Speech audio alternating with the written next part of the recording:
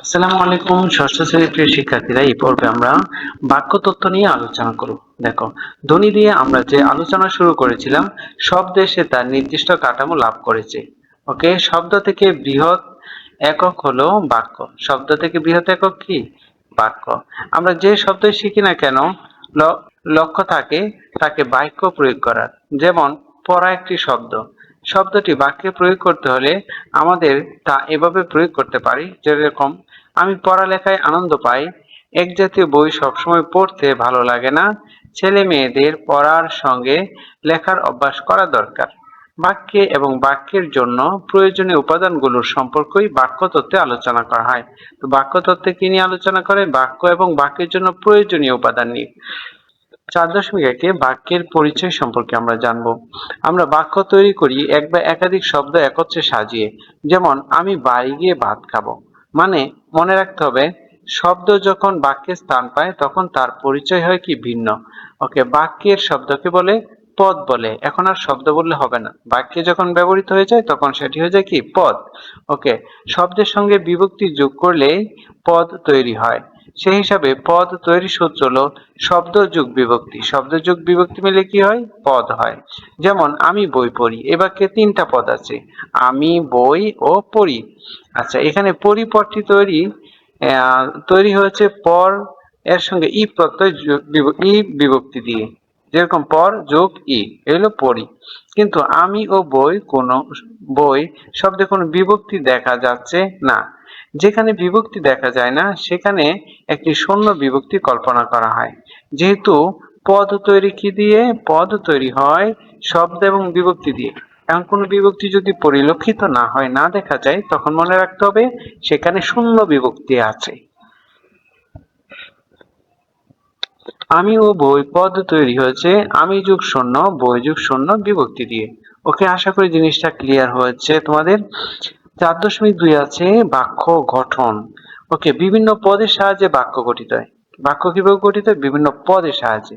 কিন্তু পদগুলো পরপর সাজালেই বাক্য হবে না। যেমন বসেছিলাম সকালে পাশে রাস্তার আমি, এ বাক্যে 5টি পদ আছে কিন্তু বাক্য কিন্তু হয়নি। কারণ কি? পদগুলোর সাহায্যে কোনো অর্থ বোঝা যাচ্ছে না। বাক্যের পদগুলো ঠিক মতো পরপর বসালেই চেহারা বদলে যাবে, বাক্যটি অর্থপূর্ণ হবে। যেরকম আমি সকালে রাস্তার পাশে বসেছিলাম, এই পদগুলোকে এই যে সাজানো হলো, তার একটা নিয়ম আছে। সব ভাষারই তা একরকম হয় না। ইংরেজরা বলে আমি খাই ভাত, অর্থাৎ আই ইট রাইস। আর কিন্তু বাংলায় আগে ভাত আসে, তারপর আমরা খাই বলি। আচ্ছা, যেরকম আমি ভাত খাই। ওকে, এই বাক্যে পদ সাজানোর নিয়মটি লুকিয়ে আছে। কে খাবে? আমি। কি খাবে? ভাত। খাওয়া হলো মূল কাজ। যে কাজ করে তাকে কর্তা, আর কাজটি হলো কর্ম। ক্রিয়া তো আছেই, খাওয়া। এখন সূত্রের আকারে বলা যায়, বাংলা বাক্যের গঠন হলো কর্তা যোগ কর্ম যোগ ক্রিয়া। কর্তা যোগ কর্ম যোগ ক্রিয়া, অর্থাৎ সাবজেক্ট যোগ অবজেক্ট যোগ ভার্ব, সংক্ষেপে এসওবি বলে। ওকে, কখনো কখনো বাক্যের এই গঠন সূত্র মানা হয় না, কিন্তু সাধারণভাবে তা অনুসরণ করতে হয়। দেখো, সবকিছুরই কি ব্যতিক্রম আছে। এখন বাক্যের ভাবগত শ্রেণীবিভাগ। ওকে, দেখো, ভাবগত দিক থেকে বাক্যকে 4টি শ্রেণীতে বিভক্ত করা যায়। যেমন বিবৃতিমূলক, জিজ্ঞাসামূলক, বিস্ময়সূচক ও অনুজ্ঞাসূচক। ওকে, আমরা বাক্য তত্ত্ব নিয়ে আলোচনা করছি। তো বিবৃতিমূলক বাক্য কাকে বলে? দেখো, যে বাক্যের কোনো কিছু বিবৃতি করা হয়, যে বাক্যের কোনো কিছু বিবৃতি করা হয় তাকে বিবৃতিমূলক বাক্য বলে। যেমন রাস্তা বড় বিপদসংকুল, সকালে আমরা শহর দেখতে বের হলাম, আকাশ বর্ণহীন গ্যাসে পড়া। বিবৃতিমূলক বাক্য আবার দুই প্রকার, একটা হচ্ছে হ্যাঁ বোধক আর একটা কি? না বোধক। তো হ্যাঁ বোধক বাক্য, যে বাক্য দ্বারা হ্যাঁ সূচক অর্থ প্রকাশ পায় তাকে হ্যাঁ বোধক বলে। যেমন সুমা বই পড়ে, রাহাত ফুটবল খেলে, সানজিদা গান গায়, সবগুলা কি হ্যাঁ বোধক বাক্য, এখানে কোনো নেগেটিভ কিছু নেই। আর না বোধক বাক্য কোনগুলা?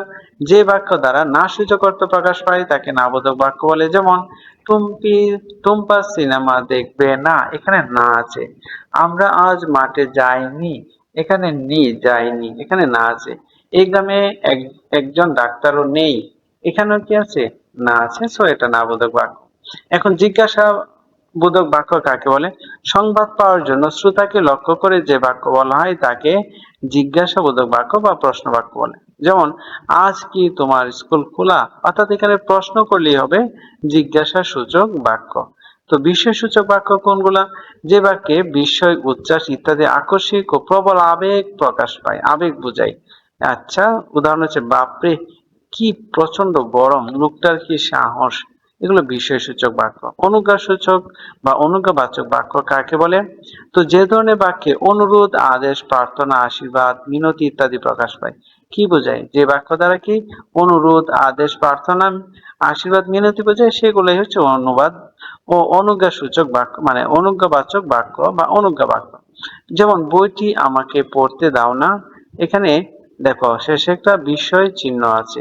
ওকে, বইটি আমাকে পড়তে দাও না, এখানে বিস্ময়সূচক চিহ্ন না, এখানে দাঁড়িয়ে হবে তুমি ক্লাসে কথা বলবে না। ওকে, বাংলাদেশ চিরজীবী হোক, আল্লাহ তোমার মঙ্গল করুন, কাল আসতে ভুল করবে না কিন্তু। ওকে, এখানে বিস্ময়সূচক বাক্য হবে। ওকে, তার মানে এখানেও বিস্ময়সূচক বাক্য সব চিহ্ন হবে। ওকে, তো প্রিয় শিক্ষার্থীরা, পরবর্তী ক্লাসে আমরা এই প্রশ্নগুলো নিয়ে আলোচনা করব। এখানে কতগুলো আছে? অল্প আছে। তাহলে এই ক্লাসে আমরা শেষ করে দিই।